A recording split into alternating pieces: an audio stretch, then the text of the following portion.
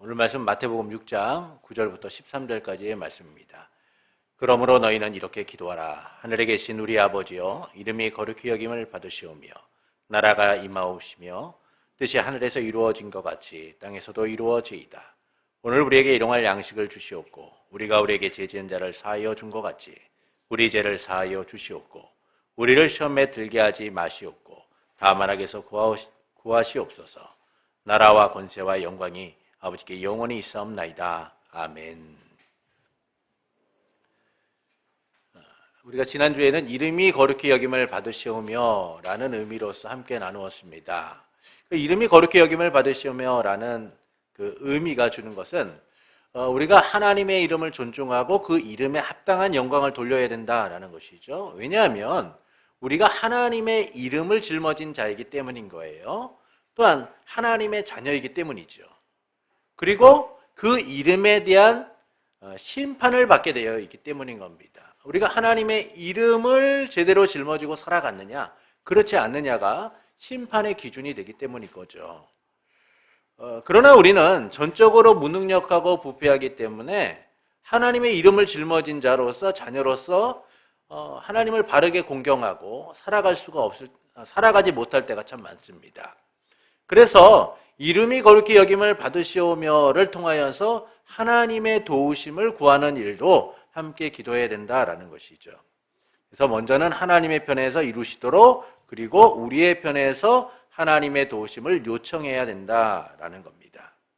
오늘은 이제 주기도문의 핵심인 하나님의 나라에 관한 내용들을 좀 살펴보고자 합니다. 오늘은 이제 나라에 임하옵시며 라는 내용인데요. 천국, 하나님의 나라, 그 의미를 아시나요? 천국과 하나님의 나라는 어떤 차이가 있나요? 여러분은 어떻게 이해를 하고 계신가요? 천국이라는 단어는 이제 마태복음에서만 나옵니다. 천국이라는 단어는 마태복음에서만 나옴에도 불구하고 우리에게 천국이라는 단어는 어떻습니까? 매우 익숙한 단어죠. 천국이라는 단어가 너무나도 익숙해요. 이후에 이 천국이라는 단어가 언제 나오냐면 디모데후서 4장 18절에만 나와요. 그러니까 마태복음과 디모데후서 4장 18절에서만 천국이라는 단어를 사용하고 있어요.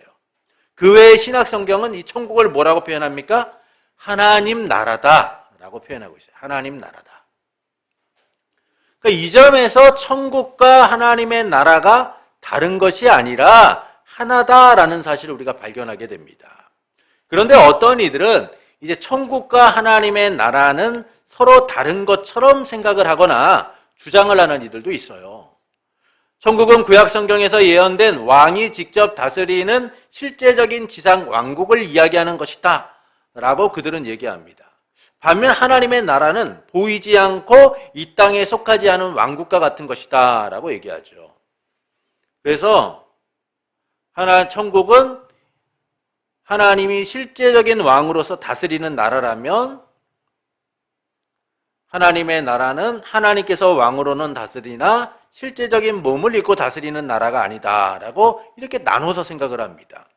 하지만 천국과 하나님의 나라는 그들이 생각하는 것처럼 실제적인 나라이고 또는 그렇지 않은 나라가 아니라는 거예요. 똑같은 나라라는 겁니다. 천국과 하나님의 나라가 분리되어 있는 게 아니라 하나라는 거예요. 이를 잘 보여주는 말씀이 어디 있냐면요. 마태복음 19장 23절부터 24절에 보면 이렇게 말씀합니다. 제가 한번 읽어드릴게요. 예수께서 제자들에게 이르시되 내가 진실로 너희에게 이르노니 부자는 천국에 들어가기가 어려우니라. 다시 너희에게 말하노니 낙타가 바늘기로 들어가는 것이 부자가 하나님의 나라에 들어가는 것보다 쉬우니라 하시니라. 마태복음 19장 23절부터 24절에서 천국과 하나님의 나라가 같이 사용되고 있습니다. 그런데 이 천국을 뭐라고 얘기해요? 부자가 들어가기 어려운 나라다라고 설명하고 있고, 하나님의 나라든 부자가 들어가기 어려운 나라다라고 똑같이 설명하고 있다는 거예요.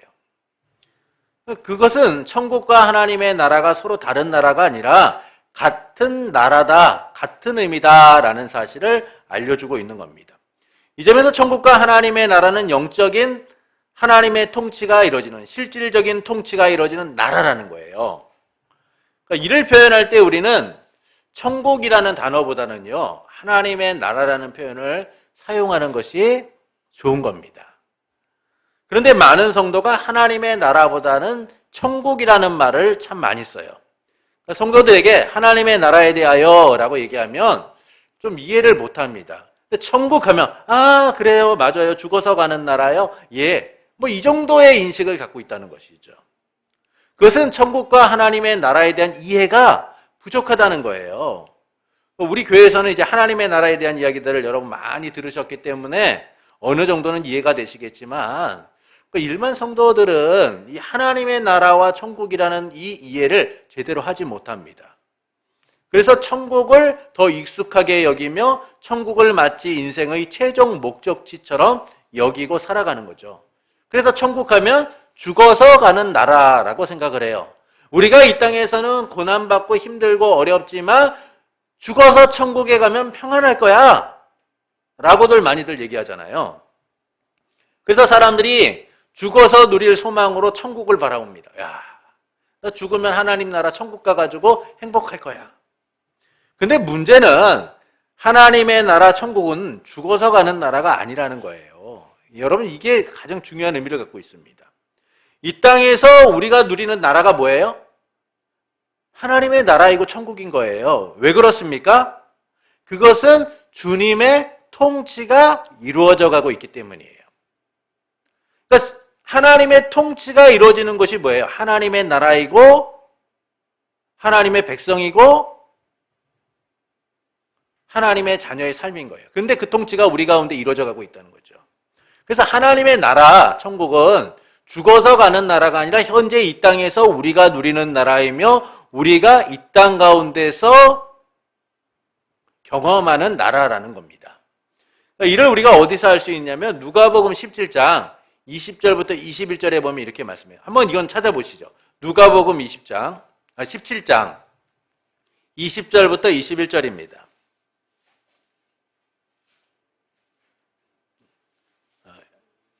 이 내용은 나중에 한번 밑줄 한번 쭉 그으세요. 네. 밑줄 한번 그실 필요가 있습니다. 누가복음 17장 20절부터 21절에 보시면 왜 우리가 하나님의 나라를 지금 누리고 있는가 라는 내용들을 이렇게 설명해 주고 있어요. 누가복음 17장 20절부터 21절입니다. 함께 읽어보시죠. 바리새인들이 하나님의 나라가 어느 때에 임하니까 묻거늘 예수께서 대답하여 이르시되 하나님의 나라는 볼 수 있게 임하는 것이 아니요 또 여기 있다 저기 있다고도 못하리니 하나님의 나라는 너희 안에 있느니라. 우리는 하나님의 나라 하면 어떻게 생각합니까? 공간적 의미를 통하여서 뭔가 새로운 공간, 새로운 장소 뭐 이렇게 생각하잖아요. 그런데 하나님이 우리에게, 예수님이 우리에게 말씀하시는 하나님의 나라의 공간은 어디예요? 우리 안에 있다는 거예요. 왜 우리 안에 이루어집니까? 우리가 성전이 되고 교회가 되었기 때문이에요. 하나님의 처소가 되었기 때문에 우리가 하나님 나라의 영토가 되고 백성이 되고 통치가 이루어지는 곳이 된다는 거예요. 그래서 우리를 통하여 그 하나님의 나라가 어떻게 나타나는 거예요? 드러나는 거예요. 드러나는 겁니다. 하나님의 나라가 어떤 나라인가를 세상 가운데 보여주기 시작하는 거죠. 이처럼 예수님께서는 하나님의 나라가 어떤 특정한 장소에 있다, 죽어서 가는 나라다, 너희가 모르는 아주 신비한 파라다이스와 같은 낙원이 존재한다, 이렇게 얘기하시지 않고 너희 안에 있다 라고 말씀하시는 이유가 여기 있는 거예요. 그래서 하나님의 나라는, 천국은 죽어서 누리는 나라가 아니라 지금 이 순간 우리가 예수님의 통치를 통하여 누리는 나라다라는 겁니다. 이 통치 속에서 우리에게 오는 게 뭐예요? 평안인 거예요. 샬롬인 겁니다. 주님의 통치를 통하여 우리는 이 땅의 평안을 누리고 이 땅을 이겨나가는 삶을 살아가게 되는 것이죠. 그리고 이 나라가 우리 가운데 실제적이고 확실하게 누려지기 위하여서 예수님께서 다시 오신다는 거예요. 그래서 그 나라가 완성되게 되고 극치를 이루게 된다는 겁니다. 그러니까 이 점에서 나라의 임하옵시며라는 의미는 하나님의 나라에 대한 현재적이고 미래적인 의미를 담고 있는 겁니다. 하나님 나라가 임하옵시며라는 그 의미를 우리가 좀 더 이제 이 시간 구체적으로 좀 살펴보고자 합니다. 102문 우리 함께 읽겠습니다. 주기도문의 둘째 기원에서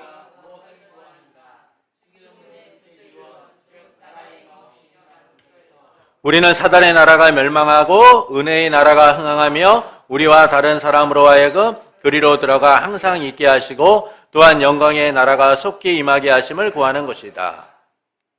자, 우리 1번 보시겠습니다. 하나님의 나라. 예수님 선포의 중심 주제가 뭐예요? 하나님의 나라죠. 회개하라 천국이 가까웠느니라. 그분은 하나님 나라의 왕으로 오셨고 하나님의 나라를 선포하셨습니다. 마가복음 1장 14절부터 15절에 보시면 이렇게 말씀하죠. 요한이 잡힌 후에 예수께서 갈릴리에 오셔서 하나님 나라의 복음을 전파하여 이르시되 때가 찼고 하나님의 나라가 가까웠으니 회개하고 복음을 믿으라 하시라. 여기서 하나님의 나라가 가까웠다는 것은 하나님의 나라가 이루어졌다는 의미인 거예요. 누구 때문에요? 하나님의 나라의 왕이신 예수님이 오셨기 때문이죠. 이는 하나님의 나라가 하나님의 초월에서부터 우리에게 은혜로 다가왔다라는 사실을 말씀해주고 있는 거예요. 그 초월적인 하나님의 나라가 은혜로서 우리에게 다가와 누리게 되었다라는 겁니다. 예수님의 산상설교도요, 결국은 그 주제가 뭡니까? 하나님의 나라가 중심 주제예요. 심령이 가난한 자는 하나님의 나라를 얻을 것이다. 그 하나님 나라에 대하여서 산상수훈에서 말씀하고 계시잖아요. 왜냐하면 산상수훈은 하나님의 나라의 법을 선포하는 것이기 때문인 거예요. 이 점에서 주기도문은 예전에 말씀드렸다시피 새로운 하나님 나라 운동을 얘기해 주는 거예요. 구약 성경에서 얘기했던 그 하나님의 나라가 예수 그리스도의 오심을 통하여 어떻게 발전되어지고 성취되었는가를 말해주고 있는 거죠. 그래서 예수님께서는 그 하나님의 나라를 우리가 온전히 누리도록 기도해야 된다라고 말씀하는 거예요. 그러니까 이 나라는 앞서 말씀드린 것처럼 죽어서 가는 나라가 아니에요. 현재적이고 미래적인 나라로서 이미 우리에게 온 나라이고 예수님의 다시 오심을 통하여 우리가 극치를 누리게 될 나라인 거예요.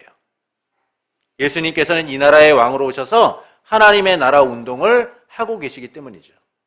하나님의 나라를 선포하시고 그 나라를 보이시고 그 나라의 법령을 선포하셨습니다. 그리고 십자가에 죽고 부활하심을 통하여 그 나라가 누구에게 임한 거예요? 우리 가운데 임하도록 하셨다는 것이죠.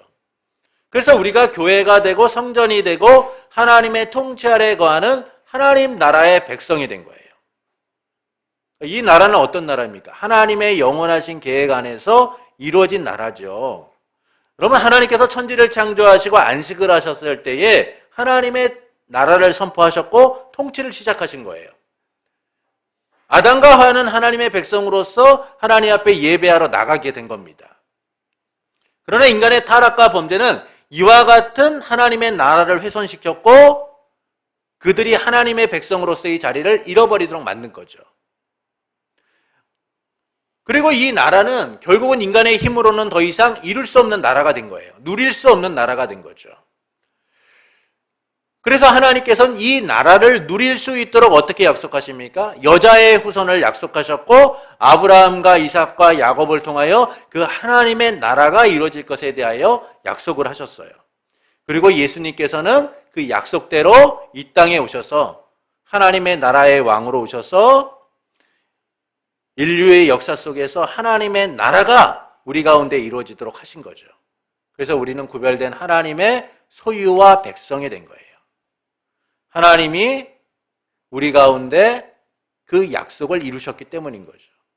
이를 통해 하나님은 하나님의 나라를 세우시고 우리를 백성 삼고자 예수 그리스도를 보내셨고 우리를 백성 삼아 교회가 되고 성전된 삶을 누리게 하신 겁니다.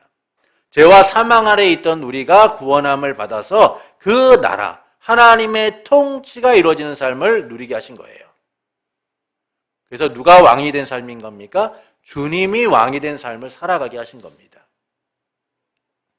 이를 위해 예수님께서 하나님의 나라의 왕으로 오셨고 십자가에서 우리를 위해 죽으심으로 사탄을 굴복시키고 승리를 선언하신 거죠. 하나님의 나라가 이루어졌다라고 선언을 하신 거예요. 더는 사탄의 통치 아래에 거하는 것이 아니라 이제 하나님의 통치 아래에서 백성된 삶을 누리게 하신 겁니다. 이처럼 하나님의 나라는요, 성경 전반에 흐르는 아주 중요한 주제예요. 하나님께서 천지를 창조하시고 주 예수 그리스도를 보내신 모든 일들이요 하나님의 나라에 대한 이야기를 하고 있는 거죠. 그분이 왕으로서 다스리는 나라, 그 나라가 하나님의 나라이죠. 이를 위해 하나님은 우리를 백성 삼으신 겁니다. 그러나 이 나라는 세상의 나라처럼 백성의 희생이 강요되는 나라가 아니에요. 여러분, 나라는 어떻습니까? 국민들에게 책임과 의무를 부여하죠. 그래서 납세의 의무, 근로의 의무, 교육의 의무와 같은 그런 의무들을 우리에게 줍니다. 그러니까 국민으로 살아간다는 게 뭐예요? 그 나라를 위하여 헌신하게 하는 거예요. 책임을 다하도록 만드는 겁니다. 그러나 하나님의 나라는 어떤 나라입니까? 은혜와 사랑의 나라인 거예요. 감히 백성될 수 없는 우리에게 베풀어진 은혜와 사랑을 통하여 통치되는 나라인 겁니다.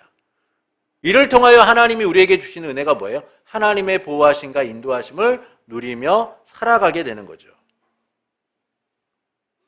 백성의 고통이 아니라, 백성에게 짐을 짊어주는 삶이 아니라 기쁨 가운데 하나님의 통치를 누리며 살아가게 하신 거예요. 그래서 예수님이 뭐라고 말씀합니까? 수고하고 무거운 짐진 자들아 다 내게로 오라, 내가 너희를 쉬게 하리라. 여러분, 그 쉼의 핵심은 주님이 우리의 삶의 진정한 통치자가 되시는 거예요. 이를 위해 하나님은 하나님의 나라를 우리에게 이루셨고 그 나라의 완성과 극치를 위하여 다시 예수님을 보내시겠다라고 말씀하신 겁니다. 그래서 우리는 현재적으로 우리에게 이루어진 이 하나님의 나라를 이 땅에 누리면서 무엇을 바라봐야 되는 거예요? 다시 오실 예수님을 통하여 이루어지게 될 하나님의 나라의 완성과 극치를 바라보는 이들이 되어야 된다는 겁니다. 이와 같이 하나님의 나라는 인식을 통하여서 우리가 나라에 임하옵시며 라는 의미가 무엇인가를 좀 살펴볼 필요가 있죠. 2번을 보시겠습니다. 예수님이 왕으로 온 세상을 다스리신다는 겁니다. 나라가 임한다라는 것은 주님의 통치가 우리 가운데 이루어진다라는 의미를 담고 있는 거예요. 근데 이 나라는 어떤 나라입니까? 현재적이고 미래적이다라는 사실이죠. 예수님께서 나라가 임하기를 기도하라라고 하시는 것은 예수님을 통해 하나님의 나라가 왔지만 그 나라가 완전히 이루어진 나라가 아니기 때문에, 완성되고 극치를 이룬 나라가 아니기 때문에 우리는 그 나라가 이루어지기를 기도해야 된다는 겁니다. 현재적 의미를 보시겠습니다. 함께 읽어보시죠. 예수께서 하나님 나라의 왕으로 오셔서 우리를 위해 십자가에 죽고 부활하심으로 사탄을 멸하시고 우리를 하나님의 나라 백성이 되게 하셨다. 그래서 우리는 하나님의 나라를 누리는 자가 된 것이다. 하나님의 나라가 현재적이라는 것은 매우 중요한 의미를 담고 있습니다. 그러니까 많은 이가 하나님의 나라를 현재적인 것보다 미래적인 것으로 보기 때문에 죽어서 가는 나라 정도로만 인식을 하게 돼요. 그러나 하나님의 나라는 현재적이고 미래적입니다. 그것은 하나님의 나라가 연속성이 있다는 거예요. 우리의 삶을 통하여서 그 하나님의 나라가 언제까지 이어져요? 영원토록 이어진다라는 의미를 담고 있는 거죠. 우리가 요한복음에 보면요, 영생에 대해 말합니다. 근데 요한복음은 영생의 의미를 현재와 미래로 함께 얘기하고 있어요. 그러니까 우리가 예수님을 믿으면 영생을 얻었다라고 얘기해요. 그것은 우리가 이미 영생을 누리는 자라는 것이죠. 그러나 그것은 미래적인 의미로서 앞으로 너희가 영생을 온전히 누리게 될 것이다 라는 의미를 갖고 있는 거예요. 그러니까 이처럼 하나님의 나라도 현재적이고 미래적인 의미로서 우리 가운데 나타난다는 거예요. 그래서 예수님께서는 하나님의 나라가 여기 있다 저기 있다가 아니라 하나님의 나라는 너희 안에 있다라고 말씀하시는 거예요. 누구 안에 있습니까? 우리 안에 있는 거죠. 언제 있나요? 지금 있는 거예요. 누구를 통해서요? 예수 그리스도의 십자가의 죽으심과 부활을 통하여 하나님의 나라가 우리 가운데 이루어진 겁니다.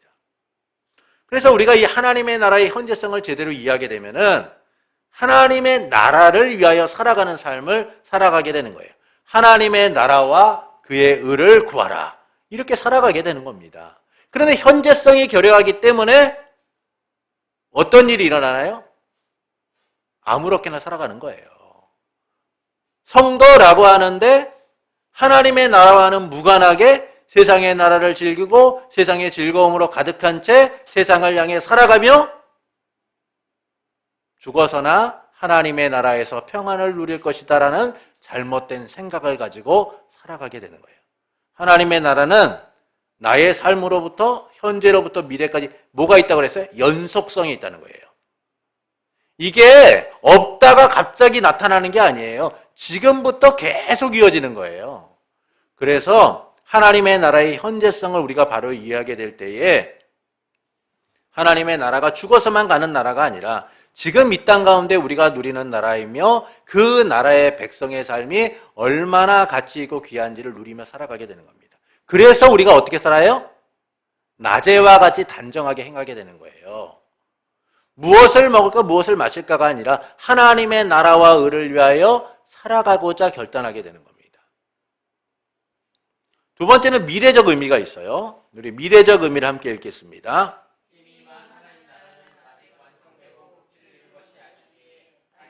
예수님을 통해 완성되고 극치를 이루게 된다. 그래서 우리는 완성되고 극치를 이룬 하나님의 나라에서 백성된 삶을 살게 된다. 네, 이처럼 하나님의 나라는 현재적이고 미래적이다. 그러니까 앞서 나누었듯이 하나님의 나라는 이미 이루어진 나라예요. 근데 그 나라가 아직 완성되고 극치를 이룬 게 아닙니다. 그래서 예수님이 다시 오심을 통하여 완성되고 극치가 이루어지게 되죠.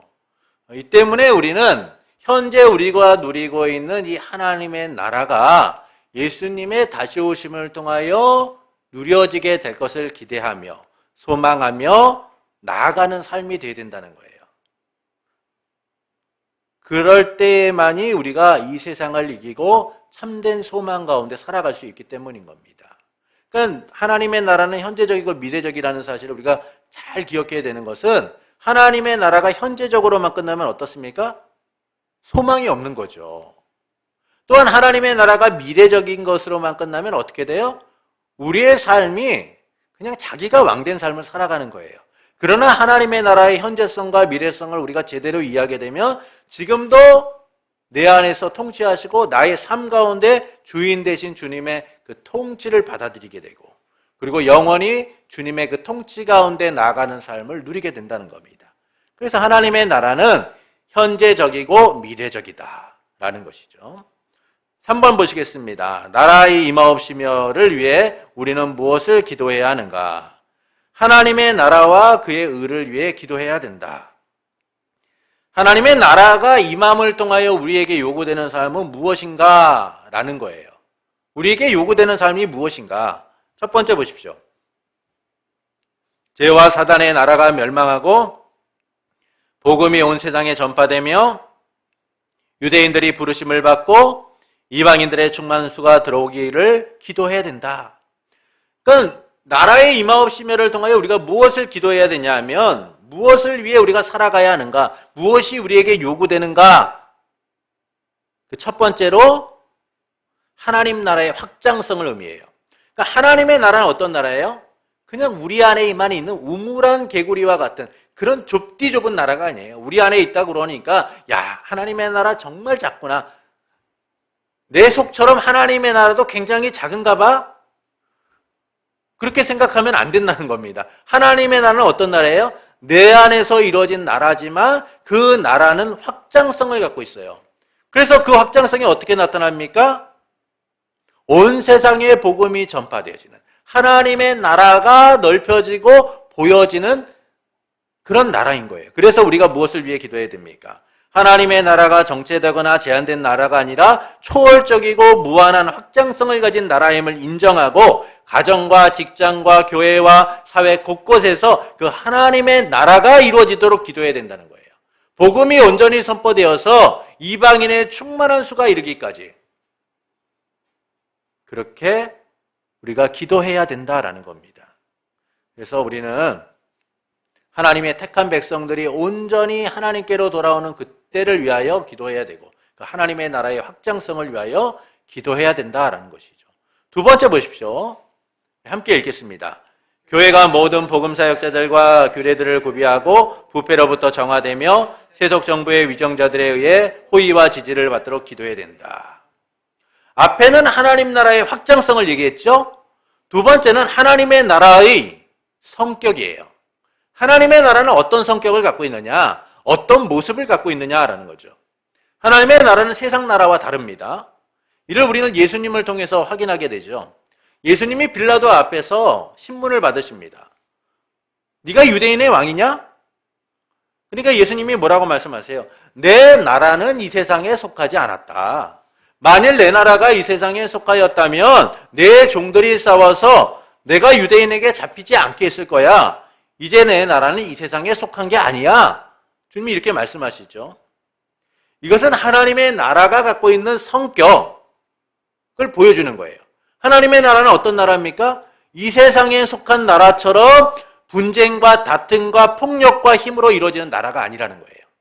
그러면 세상의 나라는 어떻습니까? 평화적으로 이루어진 나라인가요? 아니에요. 인류의 전쟁 역사를 보면요, 끊임없이 폭력을 통하여 이루어진 나라들인 거예요. 그래서 우리나라 같은 경우에는 뭐 수천 번의 침략을 받았다라고 하잖아요. 왜 이런 침략들이 일어납니까? 나라를 이루기 위하여서는, 나라를 확장하기 위해서는 힘이 절대적으로 필요하기 때문이에요. 이게 바로 세상이 나라를 확장하고 나라를 이루는 모습이죠. 그러나 하나님의 나라는 어떤 나라입니까? 평화의 나라인 거예요. 그 나라의 핵심은 희생과 사랑으로 오는 나라인 겁니다. 그래서 예수님께서 십자가의 죽으심을 통하여 그 나라를 우리 가운데 가져오신 거죠. 자기를 내어오심을 통하여, 자기 부인과 자기의 십자가를 통하여 하나님의 나라의 성격을 보여주신 거예요. 하나님의 나라는 평화의 나라이다. 희생과 사랑의 나라이다. 그래서 우리는 하나님의 나라가 드러내도록 해야 되는 거예요. 교회와 사회에 드러나 세상의 반감과 조롱을 받는 것이 아니라 오히려 호의와 지지를 받을 수 있도록 기도해야 되는 겁니다. 하나님, 우리 교회와 우리의 가정과 나의 삶이 하나님의 나라를 드러냄을 통하여서 세상으로부터 조롱받지 않고 인정받게 해주십시오. 너희의 착한 행실이 하나님께 영광을 돌리도록 하라 라고 말씀하신 것처럼 나의 삶을 통하여 세상이 하나님께 영광을 돌리도록 은혜를 더해 주십시오 라고 우리가 그렇게 기도해야 된다는 거예요. 그런데 안타깝게도 오늘날 그 하나님의 나라에 대한 성격을 우리가 제대로 이해하지 못하다 보니까 교회가 어떤 교회의 모습을 가지냐, 투쟁적인 교회. 여러분, 교회는 전투하는 교회가 맞아요. 교회는 세상과 끊임없이 전투하는 교회입니다. 어떤 면에서 전투하는 교회예요? 우리의 신앙을 지키고 하나님의 통치를 누리고자 끊임없이 세상과 구별돼야 되고 끊임없이 세상과 맞서 싸워야 되고 세상의 유혹을 이겨내야 되는 전투적인 교회는 맞아요. 그러나 이 교회가 하나님의 나라가 온전히 세상 가운데 드러내도록 해야 될 책임이 우리 가운데 있는 거예요. 그래서 바울이 뭐라 그럽니까? 세상의 위정자들에 대하여서 너희가 인정하라. 하나님이 그들에게 권세를 주셨기 때문에 그들이 통치하는 거야. 너희가 그들과 싸우려고 하지 마, 분쟁하려고 하지 마. 그들을 인정하고 그들을 위해 기도하라 라고 얘기해요. 바울이 이 이야기를 할 때 그 시대적 상황은 어떻습니까? 교회가 어려움을 겪고 있었어요. 로마에 의하여 핍박을 받고 많은 성도들이 죽임을 당하고 많은 성도들이 감옥에 갇혀야만 했고 바울조차도 얼마나 많은 매를 받고 죽음의 위기를 겪고 힘들었습니까? 근데 바울이 자기의 삶과는 다른 세상의 위정자들을 인정하고 그 권세가 하나님으로부터 주신 것이니 너희가 받아들여. 이렇게 얘기하고 있는 핵심은 하나님의 나라가 무엇인지를 그는 알고 있었기 때문인 거예요. 그는 믿는 자들이 세상의 투쟁함을 통하여서 누군가의 생명을 취하고 세상의 분쟁과 갈등을 일으키는 것을 원하지 않았어요. 그건 하나님의 나라의 성격이 아니기 때문인 겁니다. 그래서 성도들이 개인적으로 정치적 성향이나 어떤 것에 대하여 분노하고 할 수는 있어요. 그러나 교회는 그 하나님 나라의 성격을 제대로 선언해야 되는 거죠. 교회가 앞장서서 세상과 분쟁하려고 하지 않고 세상과 싸우려고 해서는 안 돼요. 오히려 세상이 우리의 모습을 보고 감동하도록 만들어야 되는 거예요. 그래서 로마 시대 때 많은 그리스도인들이요 저항하지 않았습니다. 사자에게 찢겨 죽으면서도 그들은 하나님께 영광을 돌렸어요. 말할 수 없는 고난을 당하면서도 그들은 총이 없었죠. 그때 칼을 들고 싸우려고 하지 않았습니다. 그것은 주님의 나라가 평화로운 나라이기 때문이에요. 여러분, 그 놀라운 역사를 통하여 로마가 굴복당한 거예요. 당시 기독교인의 인구는 3%밖에 안 됐어요.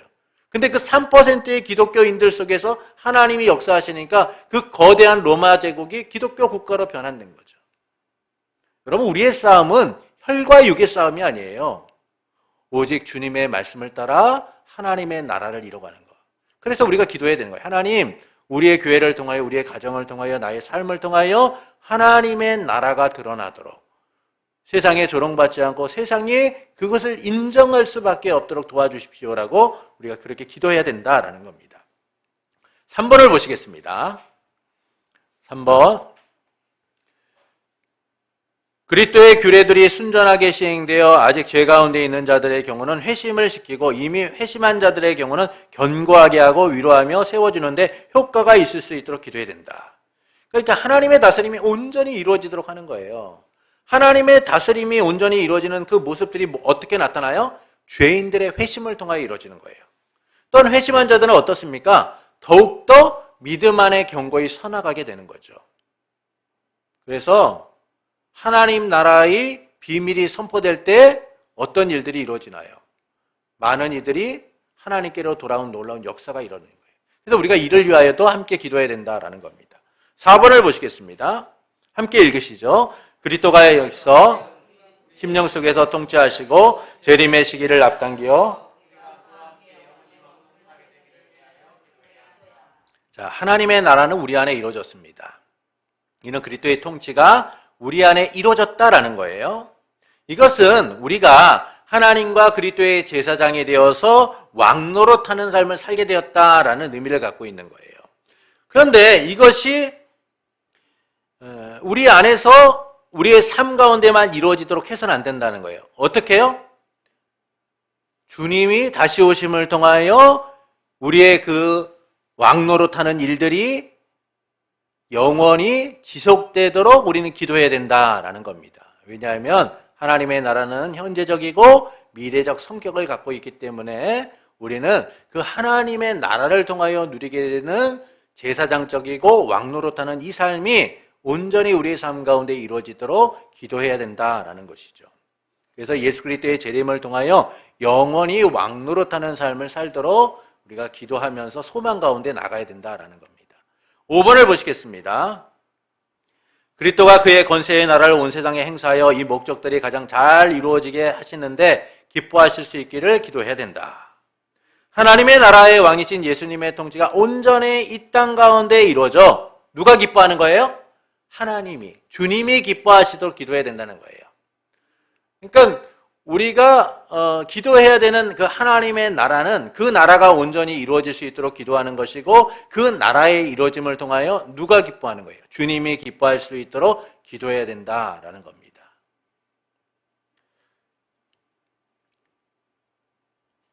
우리는 지금까지 나라의 임하옵시며를 위해서 우리가 무엇을 기도해야 하는가라는 부분을 5가지로 나누었죠. 근데 이 모든 기도의 핵심이 뭐예요?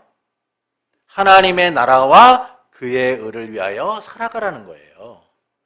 그래서 마태복음 6장에 쭉 이 주기도문에 대한 내용이 나오고 주님이 뭐라고 말씀합니까? 들에 핀 백합화를 봐라, 공중에 나는 새를 보아라, 그들이 어떻게 사는가를 봐라. 너희가 목숨을 위하여 무엇을 먹을까, 무엇을 마실까, 무엇을 입을까 염려하지 말아라. 현재의 고난은 오늘의 족하니 오늘의 일만 염려하며 살고 내일에 대하여 염려하지 말아라. 너희 하늘 아버지께서 너희의 형편과 처지를 너무나 잘 아시기에 너희의 부족함을 채워주실 것이니 너희는 삶의 문제에 대하여 근심하고 낙심하고 절망하고 염려하고 살아갈 것이 아니라 하나님의 나라와 그의 의를 위하여 살아가라. 여러분, 이게 바로 주기도문의 핵심인 거예요.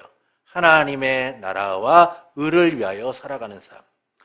이와 같은 기도를 통하여 우리의 자세가 있어요. 우리는 어떤 자세를 가지고 이와 같이 기도해야 되는가? 첫 번째 보십시오. 자, 읽어보시겠습니다. 예수님이 나의 삶의 왕이심을 인정해야 된다. 자, 우리가 하나님의 나라에 대한 기도가 온전히 이루어지기 위해서는요, 예수님의 왕되심을 인정해야 돼요. 주님의 왕되심을 인정하지 못하면 하나님의 나라를 위해 기도하지 못하게 됩니다. 누굴 위해 기도해요? 자기를 위해 기도하게 되는 거죠. 자기가 왕된 삶, 자기가 주관하는 삶, 자기가 원하는 삶을 살아가게 되는 거예요. 결국 자기의 인생을 자기가 세워가는 겁니다.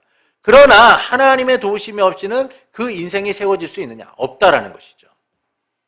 그래서 우리는 주님이 나의 삶의 왕되심을 인정하게 될 때에 바르게 기도할 수 있게 되는 거예요.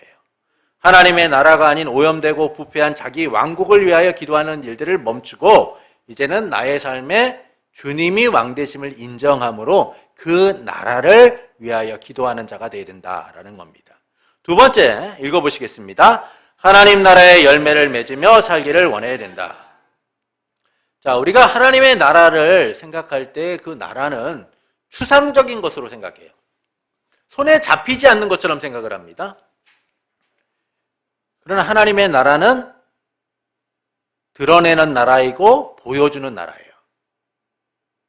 그래서 백성된 우리는 하나님 나라의 열매를 맺어가야 돼요. 그 열매는 뭡니까? 성령의 열매처럼 사랑과 희락과 화평과 오래 참음과 자비와 양성과 충성과 온유와 절제니. 여러분, 이와 같은 이 열매들이 가르쳐주는 게 뭐예요? 평화를 이뤄가는 것이죠. 분쟁과 갈등이 아니라 평화를 이뤄가는 거예요. 그래서 우리는 하나님의 나라의 열매를 맺어가야 돼요. 그래서 교회는 어떤 공동체라고 말씀드립니다. 샬롬의 공동체인 거예요. 그래서 교회 안에서 내 뜻을 우선하는 것이 아니라 주님의 평화를 위하여 우리가 뜻을 모으고 하나 되고자 힘쓰는 것. 그것이 바로 중요하다라는 겁니다. 그래서 우리가 빌립보서를 갖다가 한 6개월 정도 쭉 나눴잖아요. 그 빌립보서에서도 얘기하는 바가 뭡니까? 결국 하나됨인 거예요. 그러니까 하나님의 나라를 이뤄가는 우리의 모습은 뭐예요? 가정 안에서도, 직장 가운데서도, 또 교회 가운데서도 분쟁하고 갈등하고 다투는 것이 아니라 화평을 이뤄가는 거예요. 화목을 이뤄가는 거죠. 야, 저 사람 예수를 믿는다고 하더니 뭔가 달라. 아, 우리 아빠 예수님을 믿는다고 하더니 정말 삶이 다르신 것 같아. 이런 모습들이 우리 가운데 나타나야 되는 거예요. 그게 바로 하나님의 나라의 열매를 맺어가는 겁니다.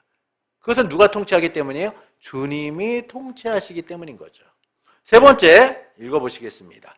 이 세상에서 하나님의 왕권이 드러나기를 소망해야 된다. 자, 세상은 불의하고 불공정합니다. 이런 세상에 하나님의 왕권, 하나님의 나라가 드러나도록 우리는 소망을 해야 되죠.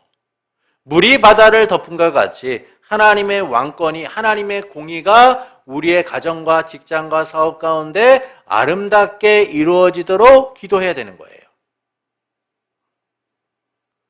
사업자가 있는데 내가 사업을 하는데 그 직원들에게 그 하나님의 나라의 모습들, 아, 주님이 통치하고 계시구나라는 사실을 보여줄 수 있는 삶들이 나타나도록 우리가 기도해야 되는 겁니다. 아니, 예수님을 믿는다고 하는데 저 사람 왜 이렇게 사람이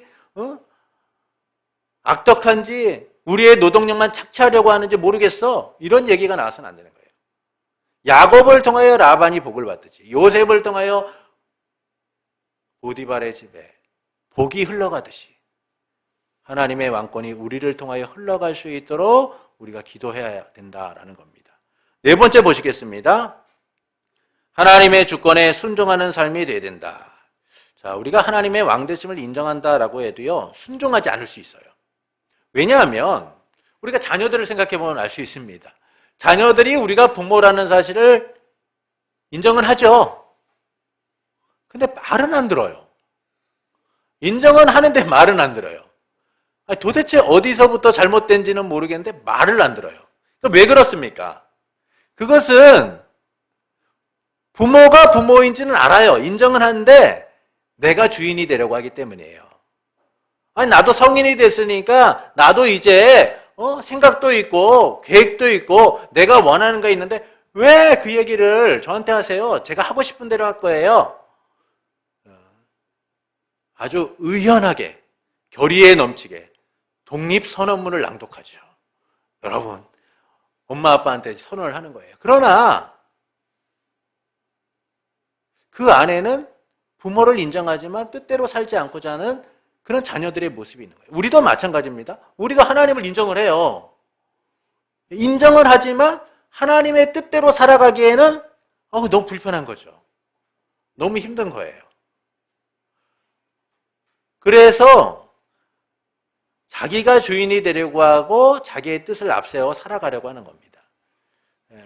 그렇기 때문에 우리가 먼저 하나님의 왕되심을 인정하고 끝나는 것이 아니라 하나님의 그 주권에 내가 순종할 수 있도록 기도하는 자가 돼야 돼요.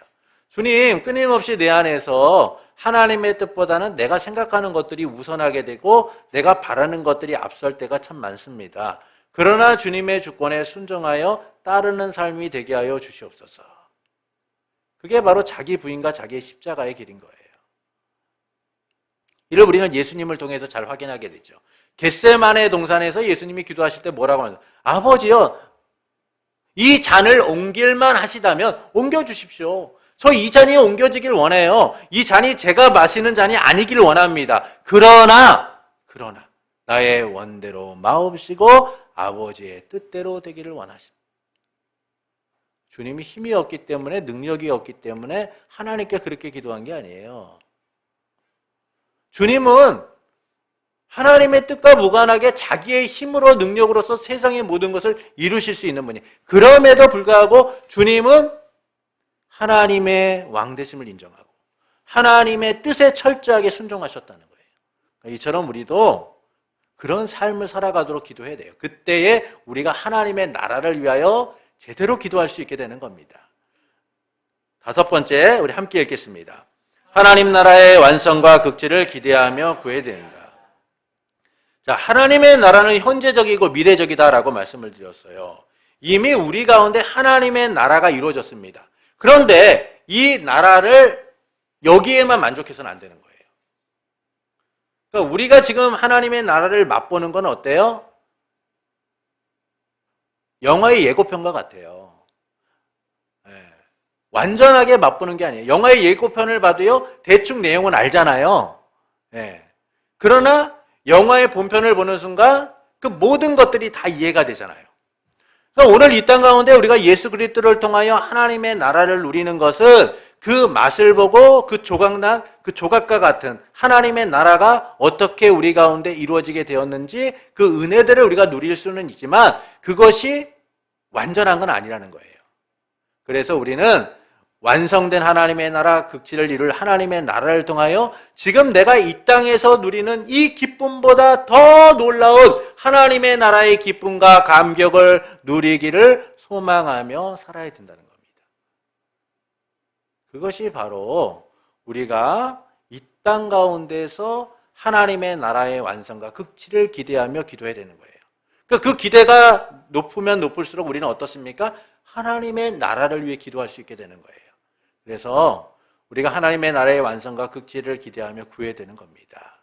죽어서 가는 나라가 아니라 이 땅에서 지금 누리고 있는 그 하나님의 나라가 예수 그리스도를 오심을 통하여 얼마나 놀라운 나라인지를 우리가 기대하면서 기도하는 이들이 되어야 된다라는 것이죠.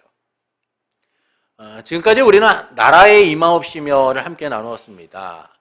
하나님의 나라는 미래적이고 현재적이고 미래적이다라는 거예요. 그래서 예수 그리스도를 통해 이미 우리에게 이루어진 나라이며 또한 다시 오심을 통해 완성되고 극지를 이룰 나라라는 겁니다. 그러니까 이와 같은 나라에 대하여서 예수님은 임하기를 기도하라라고 말씀하세요. 그것은 예수님이 왕으로서 우리를 세상을 다스리신다라는 것이고 또한 그 나라가 현재적이고 미래적으로서 영원히 지속되게 될 것이다라는 겁니다. 이 점에서 우리는 무엇을 위해 기도해야 됩니까? 5가지를 말씀드렸죠. 그 기도의 핵심은 하나님의 나라와 의를 위하여 기도해야 된다라는 거예요. 그리고 이 기도를 위한 우리의 자세는 어떤 자세예요? 하나님의 왕되심을 인정하고 순종하는 가운데 그 나라의 열매를 드러내기를 원하고 또한 그 나라를 기대하는 가운데 기도해야 된다라는 겁니다. 이처럼 하나님의 나라는 우리에게 이루어진 나라이며 우리가 최종적으로 누릴 나라예요. 그래서 우리는 이 땅을 살아가면서 이 나라를 소중하게 여기고 또한 기대하며 살아가는 이들이 되어야 됩니다. 그때 우리의 삶의 열매들이 하나님의 나라의 모습들로서 아름답게 나타나게 되는 것이죠. 그래서 우리는 하나님의 나라를 살아서나 죽어서나 영원히 누리기를 기도하는 삶이 되어야 하는 겁니다. 삶에 적용하기 보시겠습니다. 우선적으로 기도하고 있는 것을 적어보세요. 그리고 그것이 하나님의 나라와 어떤 연관이 있는지를 살펴보십시오. 하나님의 나라를 구한 삶, 그것이 우선입니다. 여러분은 하나님의 나라를 위하여 무엇을 기도하고 계십니까? 그 부분들을 생각해 보시고 내 삶에 하나님의 나라에 대한 기도가 없다면 그 기도를 다시금 결단하고 적어보실 수 있기를 바랍니다. 자, 나라에 임하옵시며 핵심 보겠습니다. 하나님의 나라는 은혜로운 곳이다. 이를 위해 예수님은 하나님의 나라의 왕으로 오셨고 우리에게 하나님의 나라를 주셨다. 그래서 우리는 이미 온 하나님의 나라와 아직 오지 않은 하나님 나라의 완성과 극치를 위해 기도해야 한다. 그리고 삶을 하나님의 나라로 보여주자.